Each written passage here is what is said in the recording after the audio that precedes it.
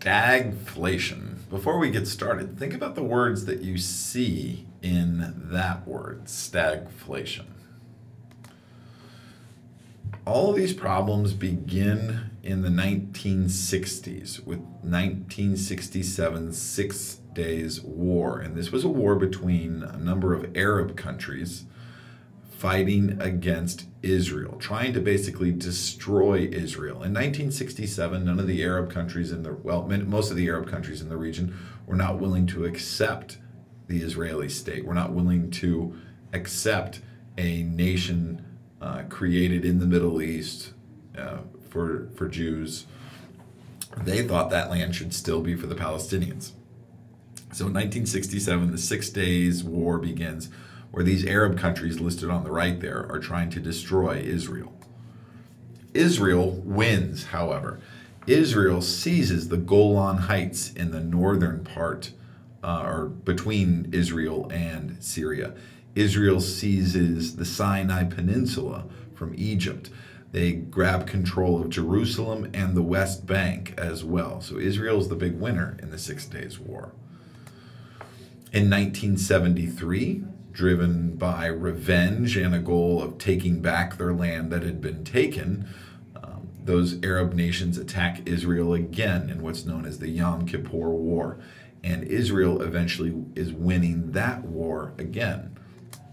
The United States gets involved when President Nixon and his Secretary of State, Henry Kissinger, intervene and try to help with the peace settlement. Many of the countries involved in that war are part of what's known as OPEC, the Organization of Petroleum Exporting Countries. And shortly after that war begins, they announced that they're going to cut oil production each month until Israel returns those seized lands.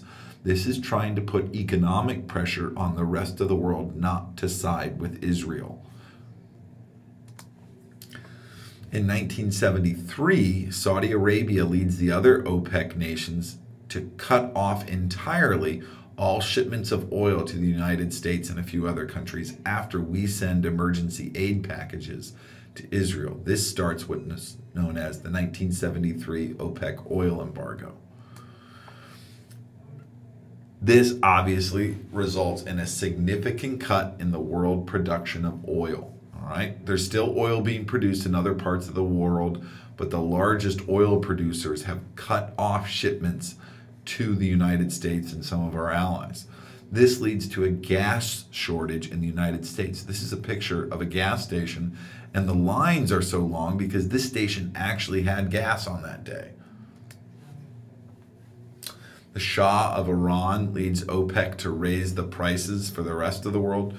And this is going to hurt American consumers because the price of oil globally is going to go up. Whether we're buying it from OPEC or not, if the price on oil goes up worldwide, it's going to hurt American consumers and our economy. President Nixon goes on the television and addresses the nation and asks Americans to change their behaviors to deal with this crisis. He asks people to not drive for pleasure. He asks people to turn down the heat in their homes. Meanwhile, his Secretary of State, Henry Kissinger, is negotiating with Israel to withdraw from many of those territories. Kissinger's efforts and the end of the war ends the embargo, and life kind of returns to normal. But it leads to a realization for the United States. It causes us to realize that we make up 6% of the world's population in the 1970s, but we're consuming 40% of the world's energy. And it also makes us realize that we really rely on other countries, especially those in the Persian Gulf and their oil-rich reserves, for our well-being. Let's talk about inflation next. In the 1970s, prices are rising, and a big reason why is inflation. Remember, wars are expensive. So, as we were fighting the Vietnam War and our government was pumping more and more money into the economy, that's going to increase the supply of money, causing its value to go down. That makes for inflation. Our government is also running a deficit as a result of the Vietnam War, and that can lead to problems with inflation. Compounding the problem is that in the mid-1970s, there's very poor crop harvests worldwide. Drought had led to famine in many parts of the world. And also, there had been rapid population growth since the end of World War II. And worldwide, there's a real shortage of food. Most importantly, though, is what we just finished talking about, and that was from 1973 to 1974, during the Yom Kippur War, oil prices quadrupled. This is especially bad for America by the 1970s because we're driving large cars. We're living in sprawling suburbs that are farther away from where we work. And we're no longer living in apartment buildings. Americans are living in detached houses where heat can escape through 4 different walls. And that fuel oil that's needed to heat those homes, or the gas and needed to run power stations that provide air conditioning, what all this means is that we need oil and gas, especially in the 1970s. When gas prices increase, it hurts all industries because gas is needed in some form or another to produce and transport all goods. You need oil, you need gasoline to produce and transport all goods. And prices go up on not just goods, but services as well. Across the board, almost all prices on goods and services in America doubled. This wouldn't be that bad if wages had doubled. However, wages failed to keep up. So, Americans could not buy the same amount of stuff in the mid-1970s as they could buy in, say, the mid-1960s.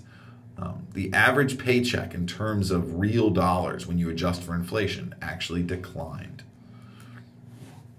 Now, inflation often occurs when you have economic growth, when there are new businesses being created and new jobs being created and people see their salaries going up. One of the things we have to look out for is inflation. So inflation often goes with economic growth, but this is not what happened in the 1970s. In the 1970s, the economy is stagnant, meaning it's not growing as much as it should be. This is where we get that term stagflation. It's a combination of a stagnant economy and inflationary prices. This leads to the worst recession since before World War II. Our gross national product, the sum total of all the things that we make in America, is slowing down. It's growing, but not growing as fast as it needs to be. And unemployment in America in the mid-1970s is as high as it had been since the Great Depression. President Ford, who follows President Nixon in office, issues tax cuts in 1975. He gets Congress to pass his proposed tax cuts. And this leads to some gradual recovery, but the continual budget deficits mean that inflation stays still fairly high. President Carter follows President Ford. And while Carter is in office, there is a global crisis known as the Iranian Revolution. The Shah of Iran is overthrown. OPEC again raises prices. And the inflation is even worse from 77 to 79 than it was way back in 1973. So President Carter has the head of the Federal Reserve, Paul Volcker, raise the federal funds rate. This is the number, the percentage rate that banks have to keep on hand, that banks are not allowed to loan out. So when the Federal Reserve raises the federal funds rate, it causes banks to raise their interest rates. And Volcker raises the federal funds rate so high that banks raise their interest rate over 20%. This is going to slow down inflation, but it's really bad for business. Businesses can't take out loans, and they always need to take out loans. Farmers are hurt too, because farmers need loans. So this slows down inflation, but it hurts business as well.